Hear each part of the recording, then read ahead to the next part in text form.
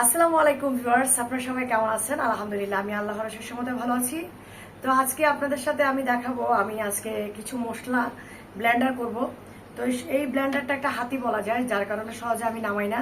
তো প্রথমে আমি পাটাতে বাটতে গিয়েছিলাম, তো দেখলাম যে এখন বাজতেছে রাত 2টা, তো অনেক সময় লাগবে, তাই আমি আর পাটাতে রিস্ক নিতে চাচ্ছি না। তো যেহেতু আমার একটু রান্না বান্নার কাজ আছে শুক্রবারের জন্য, তো আমি দেখতে পাচ্ছেন যে আমি কি করব এখন। এই যে আমি এখানে নিয়েছি বাদাম, এই যে দেখেন বাদামগুলো ভিজাই নিয়ে নিলাম। তারপরে যে দেখতে পাচ্ছেন এখানে জিরা, আর হচ্ছে যে এটাকে কি বলে, জিরা জিরা এটা দারচিনি। আর এখানে ডিপের মধ্যে ইয়ে ছিল, আদা ছিল, আদা।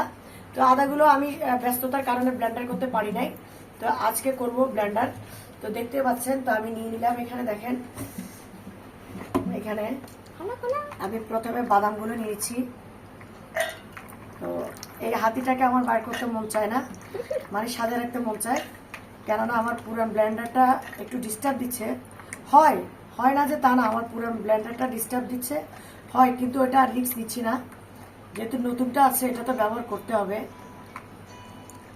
যেহেতু আমার বড় ভাই গিফট করেছে আমাকে, আমার এক বড় ভাই, উনি আমাকে এটা গিফট করেছে। তো এটা আজকে নিয়ে আমি দ্বিতীয়বারের মতো ইউজ করছি। তো দেখেন, আমি এগুলো ব্লেন্ডার করে নিব এখন।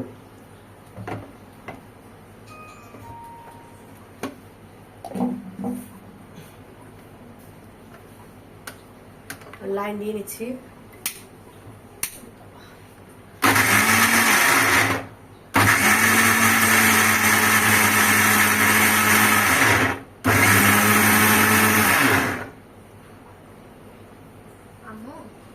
অনেক শক্ত এটা, এটা হয়েছে, আর একটু দিব আমি, আর একটু সামান্য দিব।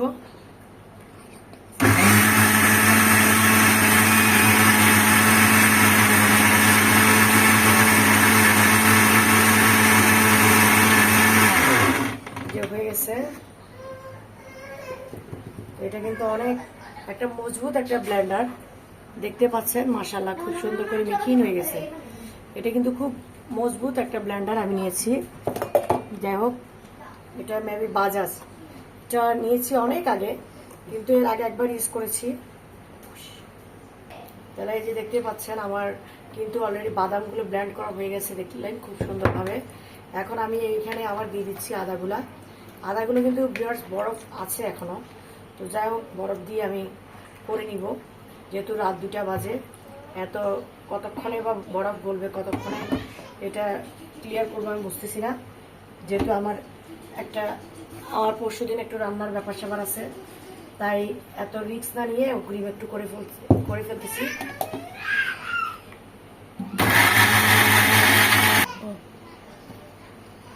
এই যে দেখতে পাচ্ছেন বরফ গলে, এই যে দেখেন বরফ গলে একেবারে কি হয়ে গেছে, দেখেন একেবারে বরফ নাই, দিয়েছি বরফ। আমার এটা কিন্তু জগটা কিন্তু অলরেডি দেখতে পাচ্ছেন, জগটা কিন্তু ঠান্ডা হয়ে গেছে বরফে। তো এখন এখানে বরফ নাই অবশ্যই। তো যাই হোক, আমি এখানে একটু পানি দিয়ে ধুয়ে এগুলো নিয়ে নিব, কোনো ব্যাপার না। এগুলো হচ্ছে আমাদের দেশীয় আদা ভিউয়ার্স, দেশীয় আদা কিন্তু আসলে খুব ধাস। তো এই যে দেখতে পাচ্ছেন, এখানে আমি দিয়ে দিলাম জিরা, আর হচ্ছে কি এই যে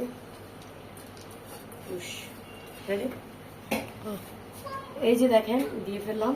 এই যে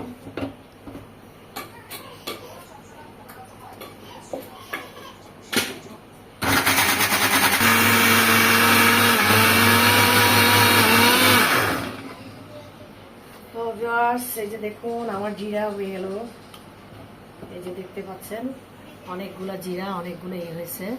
তাহলে দেখেন আমাদের অল্প সময়ে আমরা কত কিছু আমরা টেকনিক্যালি আমরা করতে পারি। যে দেখেন অনেকগুলা জিরা, এই যে আদা, বাদাম বাটা, দেখতে পাচ্ছেন, মানে অল্প সময়ে, যে সময়টা আমি এখন বাটতে গেলে অনেক সময় লাগতো। তো যাই হোক, আজকে আর বাটলাম না, অনেকগুলো যেহেতু দেখতে পাচ্ছেন আমি খুব সুন্দর করে ব্লেন্ড করে ফেলেছি, আমার অর্ধেক কষ্ট দূর হয়ে গেল। তো আপনারা কারা কারা এভাবে আমার মতো করেন অবশ্যই জানাবেন। এই যে দেখেন, এই যে এই মেশিনটার পাওয়ার কিন্তু অনেক। দেখেন বাজাজ অনেক পাওয়ারি একটা মেশিন দেখতে পাচ্ছেন। তো এই যে খুব সুন্দর করে ব্লেন্ড করে দিয়েছে, দেখেন এই যে খুব সুন্দর করে ব্লেন্ড করে দিয়েছে। এই যে আদা, এই যে রসুন দেখতে পাচ্ছেন, খুব সুন্দর করে ব্লেন্ড হয়েছে। তো সবাই ভালো থাকবেন, সুস্থ থাকবেন। আসসালামু আলাইকুম।